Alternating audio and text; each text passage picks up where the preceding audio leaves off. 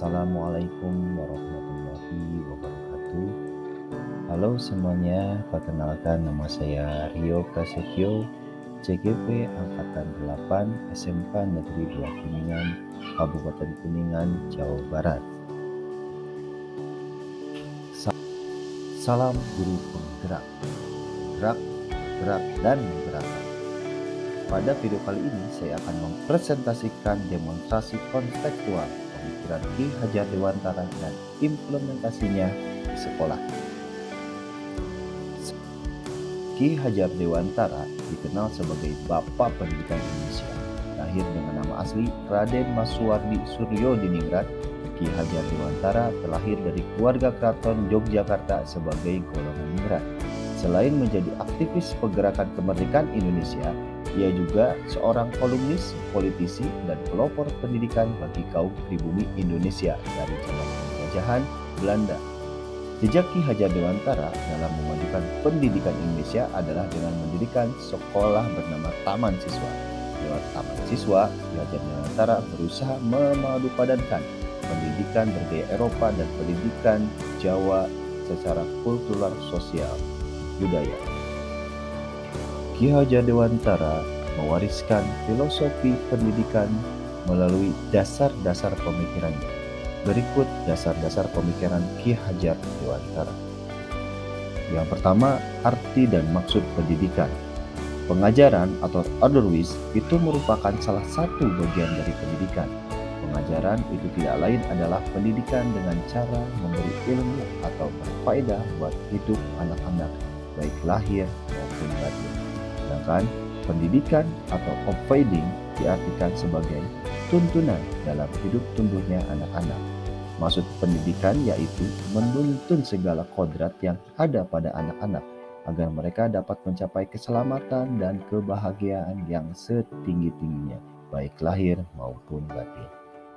Yang kedua, asas pendidikan menurut Ki Hajar Dewantara.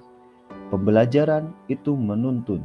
Tujuan dari pendidikan sendiri adalah menuntun segala kekuatan kodrat yang dimiliki anak, agar anak mampu mencapai keselamatan dan kebahagiaan yang setinggi-tingginya, baik sebagai seorang manusia maupun sebagai anggota masyarakat. Sehingga pendidik adalah sebagai pamong menuntun siswa untuk memperbaiki lakunya, bukan sifat dasar-dasarnya. Dan siswa diberikan kemerdekaan belajar, akan tetapi tetap diberikan arahan agar anak tersebut tidak kehilangan arah. Selanjutnya, Ki Hajar Dewantara menjelaskan tentang kodrat alam dan kodrat zaman. Kodrat alam berkaitan dengan sifat dan bentuk lingkungan di mana anak berada. Sedangkan kodrat zaman berkaitan dengan isi dan iramanya. Maksudnya, dalam kodrat alam ini, pendidikan memasukkan unsur kearifan lokal tempat tinggal peserta didik. Setelah kodrat zaman, pendidik harus bisa menyesuaikan dengan perkembangan zaman. Ki Hajar Dewantara menjelaskan bahwa dalam melakukan pembaharuan yang terpadu, hendaknya selalu diingat bahwa segala kepentingan anak-anak didik, baik mengenai hidup diri pribadinya maupun hidup kemasyarakatan, jangan sampai meninggalkan segala kepentingan yang berhubungan dengan kodrat keadaan, baik pada alam maupun zaman. Sementara itu, segala bentuk isi dan wirama yakni cara mewujudkannya, hidup dan penghidupannya seperti demikian, hendaknya selalu disesuaikan dengan dasar-dasar dan asas-asas hidup kebangsaan yang bernilai dan tidak bertentangan dengan sifat-sifat kemanusiaan. Dan yang keempat, Ki Hajar Dewantara menjelaskan tentang pendidikan budi pekerti, keseimbangan hidup antara cipta, rasa, dan karya, sehingga peserta didik dilatih untuk memahami kemampuan diri dan pengelolaan diri sehingga terbentuk kesadaran sosial dan peserta didik mampu membuat keputusan yang bertanggung jawab. Ki Hajar Dewantara terkenal dengan trilogi pendidikannya. Yang pertama, Ing Ngarso Sungkolodo, yaitu yang di depan memberi contoh.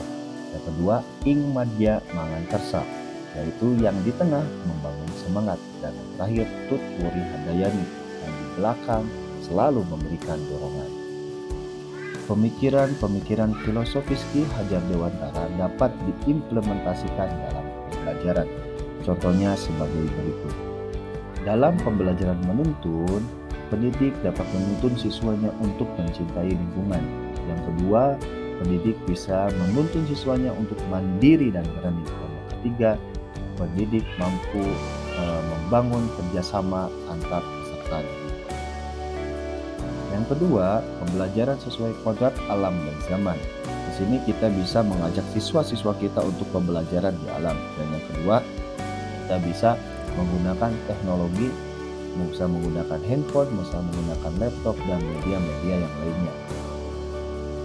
Yang kedua, pembelajaran siswa tiga, kita bisa menanamkan budi pekerti dalam setiap pembelajaran, yaitu saling menghargai pada saat pembelajaran dan anak-anak bisa berani untuk berpendapat.